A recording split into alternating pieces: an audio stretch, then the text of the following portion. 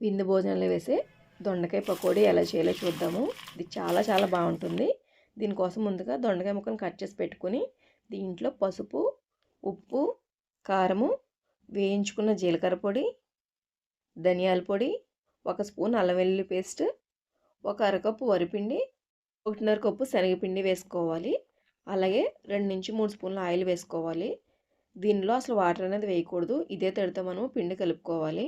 ఇక్కడ నేను దొండకాయలు పావు కేజీ నుంచి అర కేజీ మధ్యలో తీసుకున్నాను. ఇప్పుడు వీటిని పకోడీలో వేసుకోవాలి.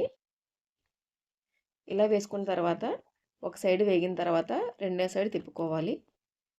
ఇవి మనకి క్రిస్పీగా ఉంటేనే బాగుంటాయి. ఇప్పుడు వేగిపోయిన తర్వాత వీటిని ప్లేట్లోకి తీసేసుకోవాలి. ఇప్పుడు ఇదే ప్లేట్లో కొన్ని వేరుశనగలు తీసుకుని వేయించుకోవాలి. అలాగే కొద్దిగా కరివేపాకు కూడా వేయించుకుని వీటిలో కలుపుకుంటే మన దొండకాయ పకోడీ రెడీ.